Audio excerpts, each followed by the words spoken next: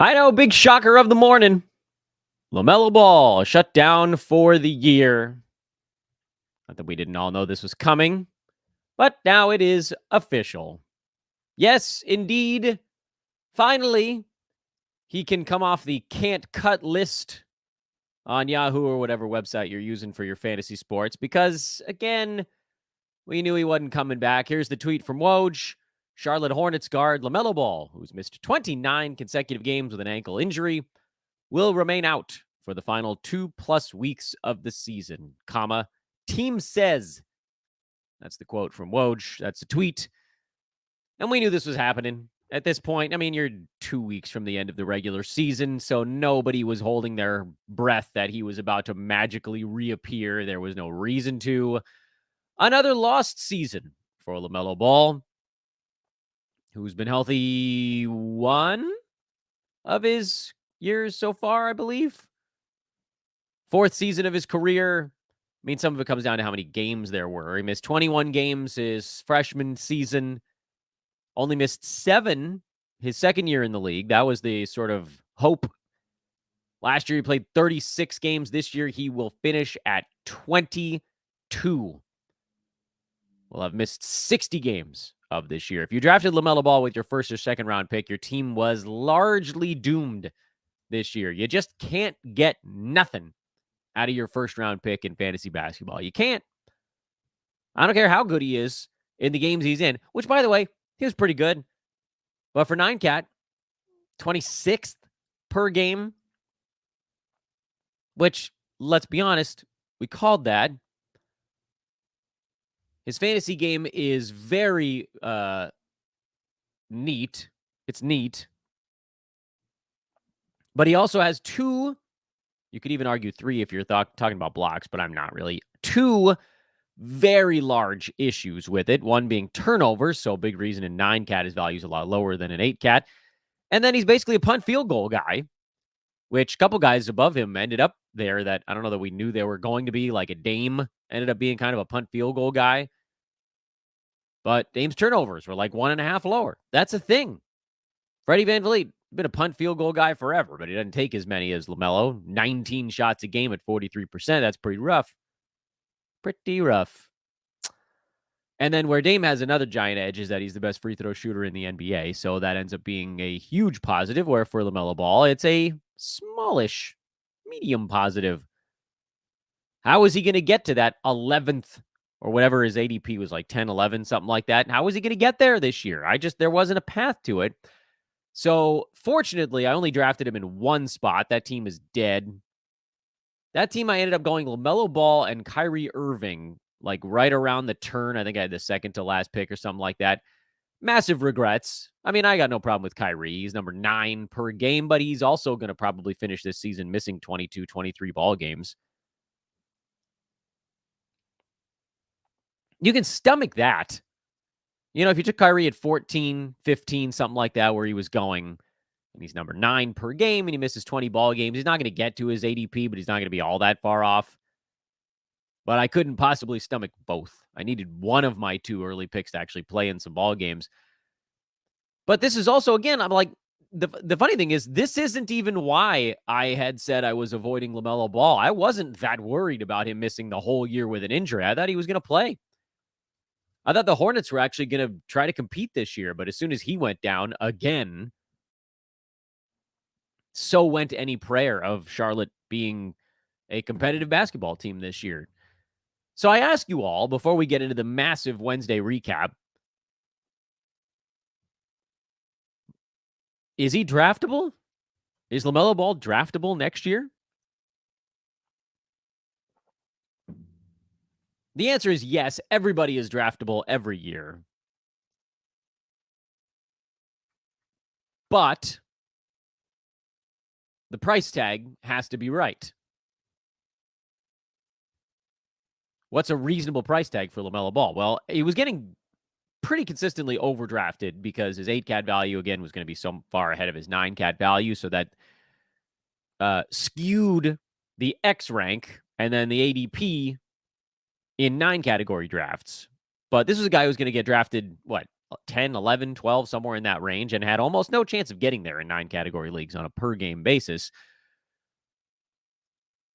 Does this back-to-back completely obliterated season run for him, does that finally push him down to where he should have been going anyway? Here's my issue with Ball. What more could he have done this year, reasonably? Yeah, I mean, you could hope that a field goal percentage is going to be better, but it's probably not. You're not going to get more than 1.8 steals per game. That's a huge number. You're probably not going to get more than 3 and some odd 3-pointers, 5 boards, and 8 assists. Like, he kind of maxed out. Free throw percent is good. I don't know where he goes to get higher on the board other than to eliminate turnovers, and I don't know that that's something that's just going to magically go away either. So this is a guy, Ball, that should have been getting drafted at the end of the second round anyway. Now, where does he go this coming year, next season? He probably gets drafted around where he was ranked per game. So I still don't know that there's a massive amount of upside there. You're going to see him getting drafted and being targeted by a lot of folks if he's going at like 25. And I'm fine with that because, again, if you're sort of throwing caution to the wind on turnovers and don't care that much about them, great. You're not alone. Everybody's doing it. And you can always make up for that a little bit later on, old man squad style with some guys that are lower turnover types. So he's a pretty easy guy to build around if you're getting him at 24, 25 or later. But I also don't know that that's leap enough. I asked this question on Twitter this morning, and the response was definitely like, look, I'm not taking him before the third round. I bet you are. Because I bet by the time draft season comes around next year, he's going to be going before that. And so if you have any chance of getting him, you're going to have to probably move before that. All right, that's a little mellow story for the morning. We have a lot to cover. But first, welcome to the show. It's Fantasy NBA Today, Sports Ethos presentation. I'm your host, Dan Besbris. You can find me on Twitter at Dan Besbris. Super easy. DANBESBRIS. We have a whopper of a 12-gamer to cover from yesterday, so I just want to dive right on in. I would very kindly ask that if you guys are somewhat new to the proceedings here, please take a moment to like. If you're watching on YouTube or on Twitter, to like. If you're watching on YouTube or listening after the fact, subscribe. If you're listening after the fact, please drop a 5-star review. Whatever you can do to continue to grow this thing, especially if you're new. If you're brand new, welcome. I like to assume that one new person is watching every single day, whether it's, or listening, I guess, some taking in the content. One new person every single day. So we'll try to treat the show as such. But let's get into it. We're going to try to move somewhat fast over situations that allow it. Cleveland is a spot where we do need to pause for just a second because Max Strus came back, had a minutes cap, if you're wondering why he was at 24 and some odd minutes in this ballgame. Donovan Mitchell is targeting a return on Friday, so that'd be the Cavaliers' next ballgame tomorrow. What does it mean? Well, first of all, Strus looked pretty loose for the first time in a while. Yes, I chose my words quite carefully there. He had been playing on a bum knee for a bit, and I think this time off almost definitely helped him. And I'd be inclined to say, and I know I've been probably a little too high on Strus this year, but I'd be inclined to say, give him a look. Because if he really does have his bounce back from the beginning of the season, which evaporated, and then he just he couldn't keep up and the shot wasn't falling. If he's about to go on a little bit of a nice run here with his legs back under him, that'd be a pretty good guy to get because he was getting some points, some threes, some boards, some assists, couple of defensive stats, not a lot, but some. He might fall into that doesn't matter group. That's possible. He might be 100 to 150 range, but he has a shot to go a little bit ahead of that. So I'm adding Strus. And then you can likely move on from George Niang. You can likely move on from Isaac Okoro, and you can likely move on from Karis LeVert because especially once Donovan Mitchell comes back, he's not going to have anything to do anymore. And what he does do is going to be done inefficiently. Hornets shot 58%. Caps might have maybe wanted to consider playing a little bit of defense. They did not. Brandon Miller, Miles Bridges, those are the easy calls. Trey Mann, I believe, is a yes. barely, but a yes. Vasilija Micic had 12 assists here. He's basically an assist stream. Has some pretty glaring issues with his fantasy game. Turnovers, lack of rebounds, typically not a great field goal percent. He was fine. He was good enough in this one, but he's a category hunting guy, with Cody Martin also, by the way, ruled out for the year. So if you wanted to pick up some assists, Micic is the way to go. And then, of course, Nick Richards is the same old Nick Richards. Alexei Pokusevski is interesting. He played 23 minutes here. He had 10 and 7 with an assist, showed off some interesting handle.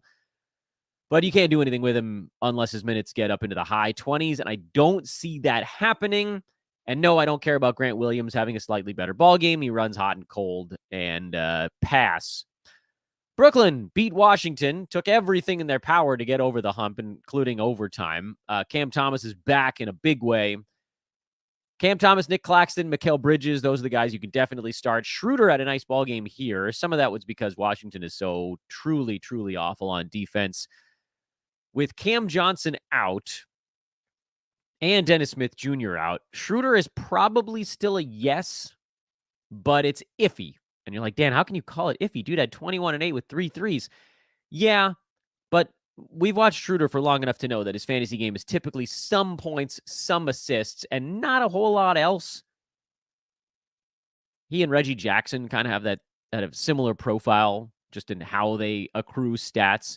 If there's enough usage, which there very much was yesterday, plus overtime doesn't hurt, then he's a go. If it slips under that barricade, he becomes more of a kind of a points assists play. But right now, with the guys out for the Nets that are out for the Nets, he's a play in, I think, most formats. For the Wizards, Richaun Holmes got hurt 12 minutes in. That busts up what was a pretty amazing run. He had 45 rebounds in his 3 ball games before this one. Marvin Bagley is an ad across all formats. They really don't have much left. Tristan Vukovic, 4 minutes, no. They played Anthony Gill at center before. He's a no. Denny Avdia at center is probably the most likely other solution here, but that likely means mid to high 20s minutes for Bagley at least. And if he's playing all right, he might even get to 30. He was inside the top 100 before they started playing Richaun Holmes before. And now with the assumption that Richaun misses a ball game, I don't know. Guys leaving a game early, I always assume that they're going to miss the next one because, if it didn't hurt that bad, they'd try to play through it. So Jordan Poole, Marvin Bagley, Kyle Kuzma, Denny Avdia, those are the 4 guys you can start on this team. Corey Kispert is a guy you play only when Kuzma is out. Or maybe Avdia, but mostly Kuz. Warriors, Draymond Green got ejected 3.5 minutes into the ball game. It was beyond idiotic. Then there was footage that looked like Steph Curry was almost tearing up. He was so annoyed with his teammate. But the Warriors won anyway, somehow. Pretty damn good win, honestly, for the Dubs. They just played good defense because they sure as crap didn't score all that much. Trace Jackson Davis filled in admirably. You got a nice big game out of him because of the Draymond ejection. He's a hold right now. Again, the free throws are an issue, but he didn't go to the line. So that's sort of like the best case scenario. Andrew Wiggins has had 2 good ones in a row after a whole bunch of middling games. I still think Wiggins probably profiles as like a 100 to 130, 140 range guy, where if you're attacking some points, some boards, maybe a little bit of the defensive stuff, you could dive in. But if he warms up, he has the potential to be a little bit better than that. So he's sort of like a doesn't matter with upside, which I think is kind of similar to how I view Max Strus. And you're just looking for slightly different things. Wiggins scares me, though, because if he starts shooting, the percentages can both hurt you in a way that with a lot of these other guys, maybe not both, maybe one or the other. So what do you do? I know everybody wants sort of like the final call on Wiggins. I'm honest, I don't think it matters. I don't think it matters. Pods is obviously a drop. Clay is a hold, especially back in the starting 5. And then Chris Paul is probably a drop these days. He's barely playing lately. Wonder if we're going to find out that he's dealing with something. But even if he is, who cares? There's 2 weeks left. There's no reason to hang on to somebody who sucks right now. And Chris Paul sucks right now. I think you can drop him. If you want to hang on for assists, I'm okay with that as well. For the Magic, Cole Anthony, 32 big bench minutes. Their bench played better than their starters, so you saw some of the minutes flip-flop a little bit here. I'm not adding Cole Anthony, and neither should you. Wendell Carter Jr. is not a 9-cat play, nor is Markelle Fultz. Jalen Suggs is cooling back off again, so I think you probably want to abandon ship there. My favorite player to watch on the Magic right now is Jonathan Isaac. 9 and 5 with a steal, 2 blocks, and a couple of 3-pointers. He has one of the best fantasy profiles of anybody in the NBA. Remember the last time, it was 4 or 5 years ago at this point, but the last time he played starters minutes for a couple of months, he was a second rounder.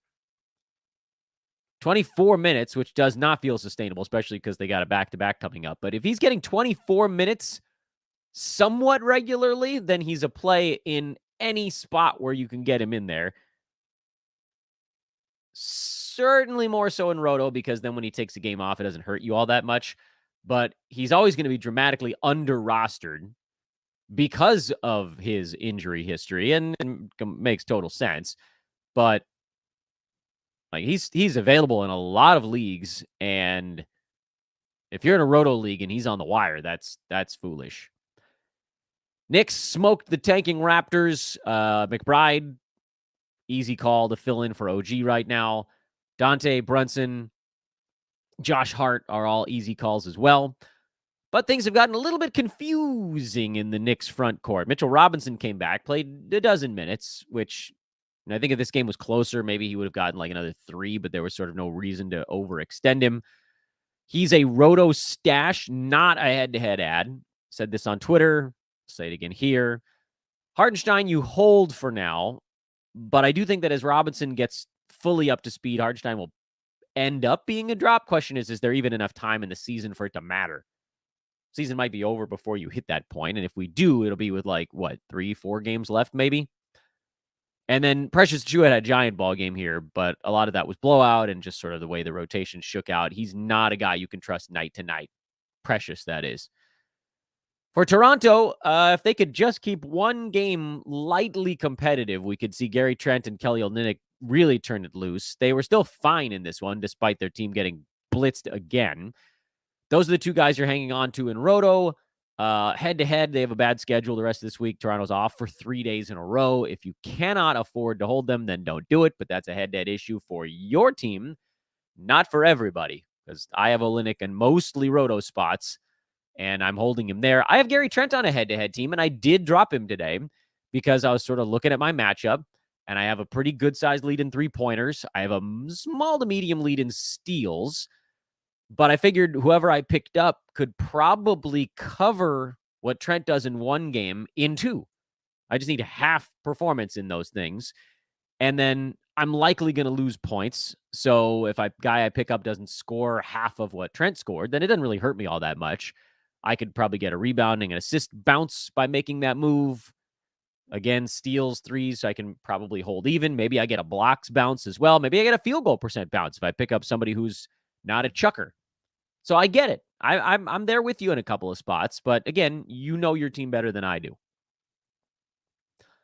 Portland's in full tank mode right now. I'm starting to think we don't see their regulars the rest of the year, but DeAndre Ayton wasn't ruled out until relatively late. So there's a possibility you do see Ayton. Luckily, I don't think it matters all that much because Duop Reith is not a reliable backup center. He doesn't rebound. He doesn't block that many shots. He's not super close to the bucket on the offensive side, so the percentages are not particularly helpful from their center. Those are the ways that centers can rack up fantasy stats, is rebounds and field goal percent and defensive stats, and he's not really all that good at any of those. As far as what the hell's going with Portland right now, the guys you can probably trust, Toumani Camara has a pretty translatable fantasy game because he'll score, rebound, assist, and get some defensive stats. And then Delano Banton, who's just taking a ton of shots right now. He's gone ham, 23 shots again last night. He's crested over that point where, yeah, ultimately the efficiency stuff is going to be terrible. But even you could take 23 shots a night, even if your efficiency's awful, you're probably still going to put up enough fantasy stat to counterweight that. So in this iteration of the Blazers, especially against teams that also don't play much defense like the Hawks. And Portland has a bad schedule, so don't get on my case about this on the head-to-head side. They got Miami and Orlando next, teams that can actually play a little bit defense, and then Charlotte and Washington, and then probably Boston, who won't be taking them very seriously in that one. That's probably where you want to attack some Blazers middle to end of next week. But Roto side, yeah, I mean, you could probably play those two guys, Banton and Kamara. Not any farther than that, though. Atlanta, I think you can play DeAndre Hunter. He's iffy, but I think you can play him. Capella, Bogey, and DeJounte Murray, those guys are all pretty straightforward. Capella, 7 defensive stats. That was a pleasant surprise. You expect the blocks every once in a while, but 4 steals. The magic of playing a Blazers team that's a bunch of G Leaguers right now. I know Garrison Matthews had a good ball game. I don't care. I know Bruno Fernando had a pretty good ball game. I don't care. Vit Krejci has been doing a little bit more. I don't care. These are guys that you use for their good schedule on the head-to-head side, but you're not bothering those dudes on Roto. All right, let's keep shuffling along. Nothing to see here on the Clippers. Really nothing at all. Zubats is a doesn't matter level center. If you're looking for boards, he didn't get many in this ball game, but boards, field goal percent in particular, that's the only thing that's up in the air on the Clippers side. Philly, Kelly Oubre came back, and then this very controversial ending where Oubre pretty clearly got clubbed on the last shot of the ball game. It wasn't called, and then he went full scene from, well, it was originally, well, I guess it's really more of a half-baked reference. Yeah. Anyway, he singled out each ref individually. You got to go find the tape if you want to see something pretty hilarious. Oubre's a play. I know he wasn't efficient here, but he's a play. Maxi's a play. Tobias is a play. And then my continuing fear on what's to become of Paul Reed. He managed 3 blocks again, which is covering up for the fact that the rest of his stats have completely evaporated. He remains, because of the defensive stats, he remains just barely above the cut line. But it does kind of feel like Reed is falling back into that doesn't matter group, meaning if you need a few boards and some defensive stats, play him. If you don't, you don't. Categorical hunting. That's during the regular season, early in the year, whatever, you're not really playing those doesn't matter guys very much. But right now, they're all part of the, okay, do I need this stat? Mo Bamba had a double-double, but only 19 minutes. That's the more important part. Buddy Hield had 17 points, but again, only 25.5 bench minutes. No. I think that's all we needed to talk about on the Sixers. Pacers got waxed. You're not changing anything you're doing with them fantasy after a bad ball game. Nembhard had a good one. I don't care. TJ McConnell still got his 12 points and 4 assists, so he managed to kind of survive it to some degree. Nobody else did. McConnell, Halliburton, Turner, Siakam. Those are the 4 guys you start in all formats. Nembhard, Nesmith are your sort of schedule level plays. They're not even in a doesn't matter zone. They're schedule level only. Bulls took care of this one early. Andre Drummond got a few extra minutes. As a result, he's a rebounds target only. And then otherwise, White, DeRozan, DeSumo, Vurch, and Caruso. Those are your 5 Bulls. Same old thing, same old thing. They keep it easy for us in Chicago. Here's an interesting one. Detroit, 32 minutes again for Chimezie Metu, who, 2 games back, he had a good one. And then he played 17 minutes in between. And after he had that first decent ball game, well, it was better than decent. At 17 and 8, 3 assists, a steal, a block, good percentages. A lot to like about that game against the Pelicans, 3-4 days ago. Then against the Knicks, he had 6 and 2 with 4 assists. He did still have 2 steals and a block. And it seems like Metu's kind of played his way into the vacated minutes that originally belonged to Isaiah Stewart and Azar Thompson, and then became the property of Simone Fontecchio, and now they're just there, sitting there for the taking. I'm going to call Metu a speculative ad here. I don't know that I have the balls to play him in Detroit's next ball game, and Pistons have a bad schedule, so I get it. Head-to-headers, you can kind of tune me out. But they got the Wizards, If there's ever a team that Metu could pick on a little bit, and they got Cade back, so that should get him open a little bit more. Then they got Memphis, then Atlanta, Memphis again, Brooklyn. A lot of kind of cake opponents here. Not that Detroit's going to win any of those games, but they should be competitive in most of them. So why not?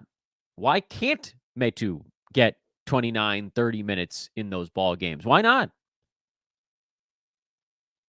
So I say, at least in terms of the sort of risky proposition roll of the dice types, I think Metu has a pretty good shot. Now, you got to wait and make sure that he's starting before you actually use him against the games cap. And you're not using him at head-to-head because Detroit only has one more game this week. But if this sticks and Fontecchio doesn't come back, Detroit could make a lot of sense for next week. They got 4 games first 6 days next week. Something to keep an eye on head-to-head wise. Roto, I mean, I got some clunker players on my team I'm happy to dispose of if I can get some rebounds, steals, blocks on good percentages out of a guy. I'm into it. Wiseman is a drop with Duren back. Sasser is someone I've got on my watch list, but not beyond that. He hasn't shown any consistency to warrant it. And then Cade came back, so that was good news. No Jaden Ivey in this one, which may have played a role. Everybody may have sort of shifted up a spot. That's why you got to make sure that Metu's starting again in the next one. For the Wolves, it's just kind of fun to see Naz Reid cooking people. This is why last offseason I prayed to the fantasy lords that Naz Reid was going to get signed away from Minnesota by some team that wanted to make him a starting power forward. It didn't happen, so we had to wait all year. But now with Cat down, Naz is just going crazy. Yeah, he's great. Fantasy great. Conley, Naz, Gobert, Anthony Edwards, who had a bad ball game here. Anthony Edwards is an amazing basketball player, and he's almost definitely going to get overdrafted in fantasy again next season, despite finishing, he's not over yet, but he's at number 38 per game this year and doing almost as much as he possibly can. Yeah, I mean, kill me for it if you want, but it's the honest to goodness truth. Slow-mo has been inside the cut line over the last week and a half, 2 weeks. Some of that was because guys were out. Some of it was because he's just sort of settling into a slightly larger role. I do think that ultimately he probably profiles better as a rebound, assist, steal combo specialist. But he's been good enough in scoring and the percentages to be playable in all formats lately. Just don't be surprised if some of that stuff does kind of taper off a tad and he becomes more of kind of that 3 category thing. But like, it wouldn't be that nuts to see him roll at kind of like a top 90 clip. So that'd be doable. Rockets caught a break. No Shea for Oklahoma City. Houston was able to beat him in overtime behind massive games again from Jalen Green and Amen Thompson. Dylan Brooks was pretty good in this one. I keep wondering if he's going to be able to do enough with Şengün out. It hasn't been consistently enough, though, for me to actually get behind it. If Brooks starts taking 15, 16 shots a ball game, I might adjust and say go ahead, but he's on my watch list. No big surprises here. You're basically at start the starters besides Brooks with Houston. For the Thunder, going into this ball game, I think I said something on yesterday's podcast about how I thought Giddey and Dort had a shot to actually do some fantasy stuff. Well, Giddey was right. Dort wasn't. I needed Dort to take about a dozen shots, and I certainly needed him to shoot better than 2 for 10 to get there. If Shea misses another one, do I have the stones to play those 2 guys against the games cap?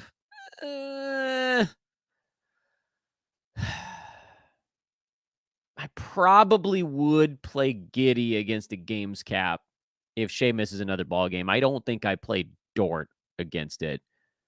And then Chet fouled out in 18 minutes, so that was also kind of relevant here. That's why guys off the bench got sort of different run than they're used to.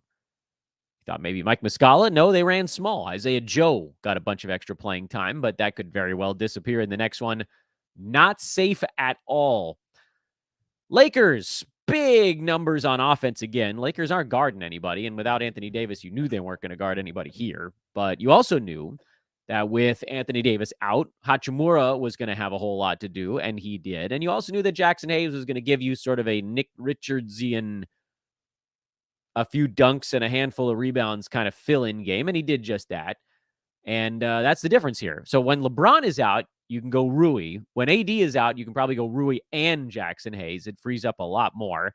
And then you go D'Lo, Reeves, and, LeBron or AD if they're in there, obviously kind of flipping whatever.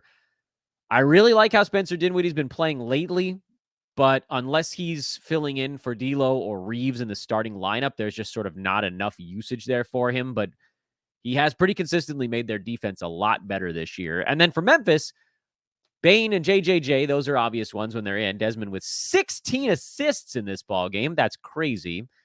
Jake LaRavia got super hot, hit 7 3-pointers after I think going like 0 for 8 from 3 in his previous ball game. So good luck chasing that one. And it appears as though Santi Aldama has officially quieted down. So I think you could probably go a different way there. Keep one eye on Brandon Clark. He made his return from an ACL tear, had 6 points and 5 rebounds. His legs won't be underneath him, I don't think, for the rest of this season. He's a guy you should consider and try to figure out where he fits for next year, if anything. But you can keep an eye on him. It certainly doesn't cost you anything to just watch a guy.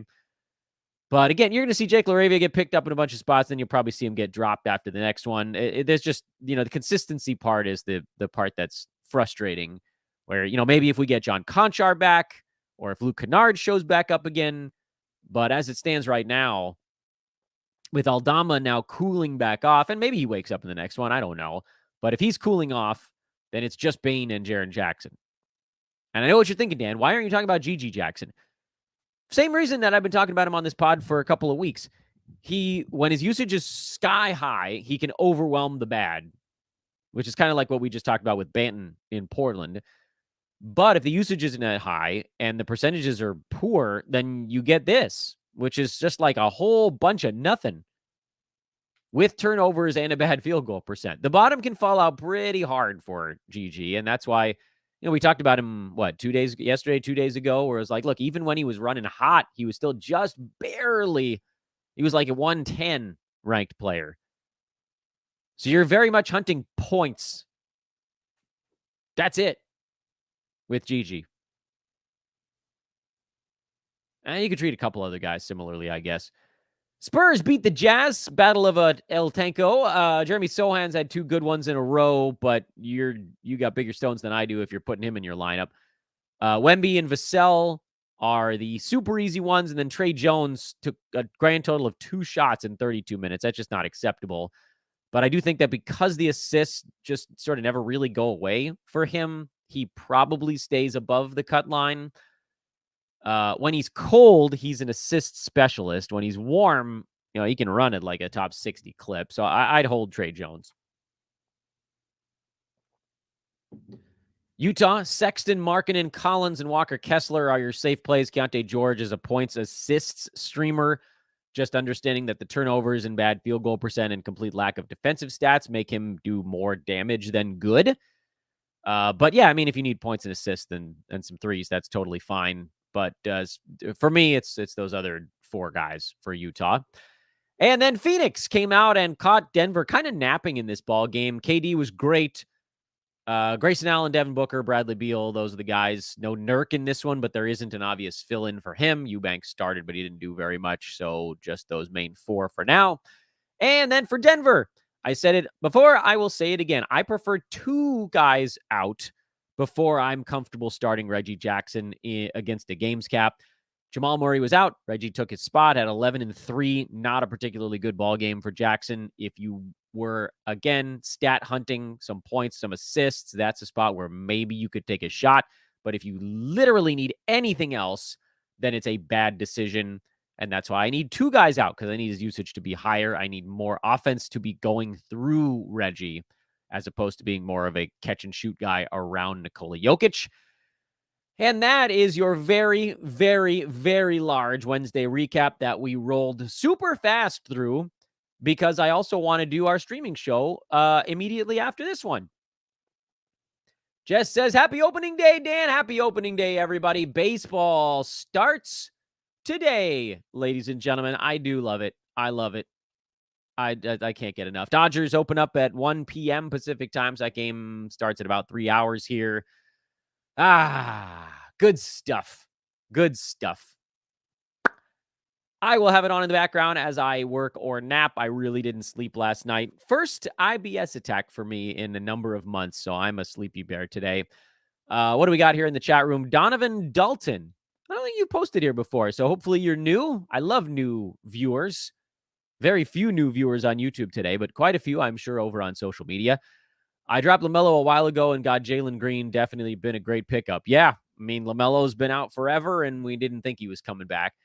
Hi, Dan. I'm currently being destroyed by the best players in the NBA, Jalen Green and Banton. How do I cope? Attack the other categories. Try to win percentages and try to win boards and assists and steals and blocks. There's always a way.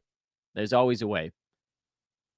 Matt says, why aren't there any noon games for a baseball opening day? I think there's some 1 o'clock stuff. I didn't look at the whole calendar, but yeah, is that weird? I mean, is there not a noon Eastern time game that should be going right now? I'll be darned. I guess there isn't any. Orioles have a 3 o'clock Eastern start, so that one is at noon. Giants Padres at 1. Jays Rays at 1. Yankees Stros at 1. There's a lot of them. Pirates Marlins Twins Royals, Tigers White Sox, Nats Reds, Cards Dodgers. Those are all 1 o'clock starts. So we're getting there. Couple hours, and then we'll have our baseball fix. Okay, folks, we're going to take about a 15-minute break. I'll be back with the streaming show right on the other side of it.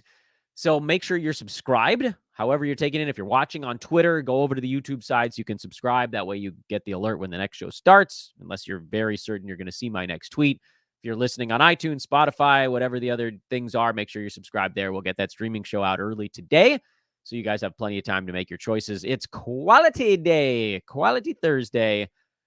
Follow on Twitter at Dan Besbris, DanBesbris. Go use promo code Ethos20, Ethos20 over at our pals at manscaped.com. And I will talk to you all in 15 minutes for show number 2 on this 2 for Thursday. By the way, I've thought about it. I don't know if I'm going to do the 2-fers on the very last week of the season because everybody's going to be resting. So there's kind of no point in gaming out max games played. You pretty much just want to save your moves for when your main dude gets shut down. That's the best way to handle the last week of the season because you're going to need to use at least 4 moves on guys being ruled out. There's no point in streaming on other stuff. So I don't know that we necessarily need to do, we'll do a weekly preview show, but I don't know that we need to do the streaming every day. But we'll continue to do that this week and hopefully next week as well, timing dependent. But so far I've been able to do it. I can't believe that, by the way. Is this a sign that my kids are getting older? That I actually have time? Cheers. I'll see you guys in 15.